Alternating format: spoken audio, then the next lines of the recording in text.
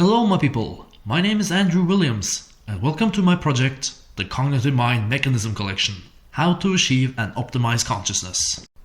Before we begin with this presentation, I'm going to give a short introduction. Don't worry, I'm not going to bore you with my entire life story.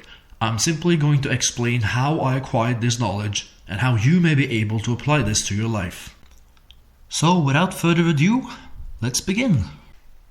I used to be a man in a lot of pain.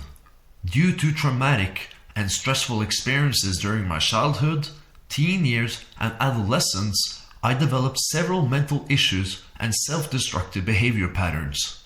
I had anxiety, depression, low self-esteem, panic-inducing paranoia, and a disassociation from humanity. As I tried to survive day by day, my mind would force me to automatically and sporadically imagine horrific, painful and catastrophic scenarios inside my mind, and it wouldn't stop. And when it began, it would escalate until my entire body would become engulfed by a devastating anxiety attack. But one day I became aware of what was going on inside my mind, when I understood what my mind was doing.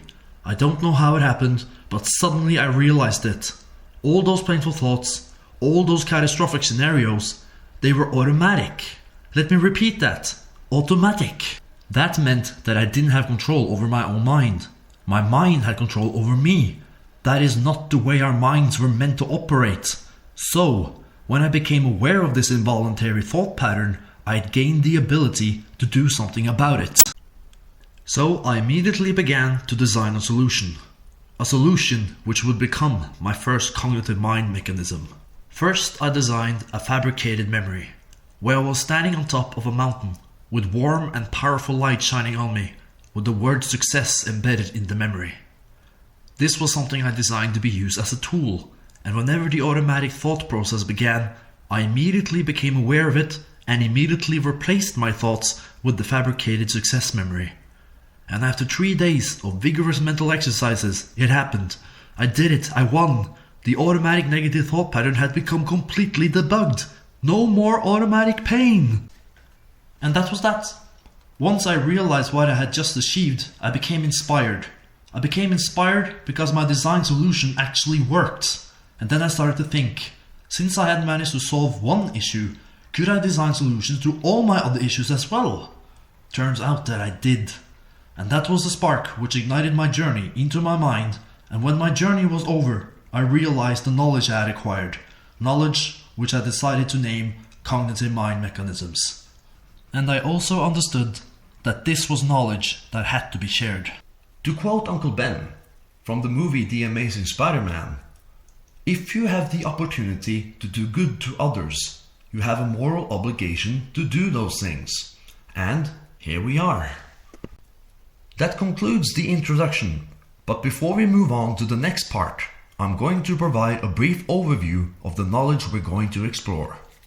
And at the end of this overview, I'm also going to give you a small gift. The Cognitive Mind Mechanism Collection. Part 1. Preparation. The first mechanisms you're going to learn are meant to enhance your effectivity when dealing with this knowledge. These mechanisms are severity reduction. How to minimize emotional stress induced by confronting difficult situations and memories. The 4 important keywords. Making your mind more attuned to receive and process information. Memory empowerment. Using your memories to motivate, inspire, and encourage yourself. Memory fabrication.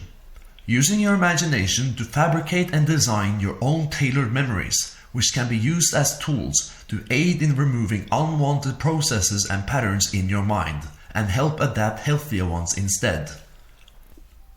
The lifetime journey. How to achieve a complete self-comprehension.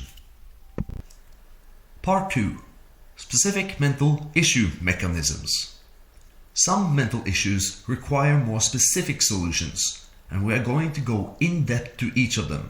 These include anxiety, depression, low self-esteem, anger management, envy, and paranoia.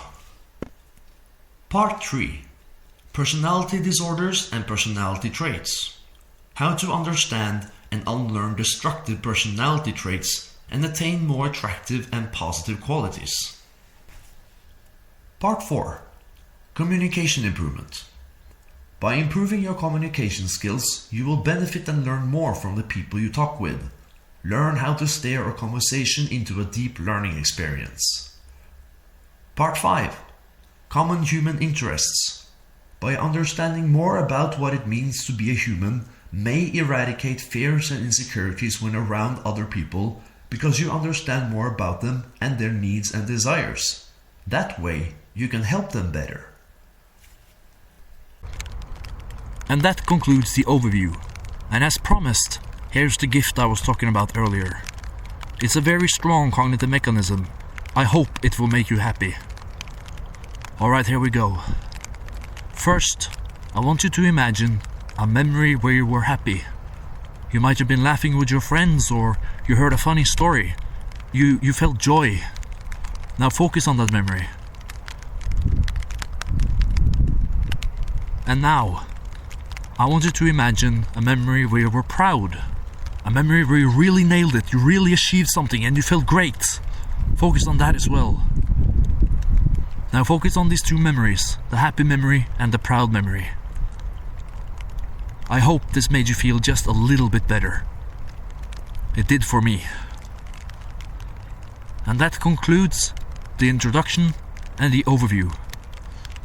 Next up, we will start part 1. Preparation.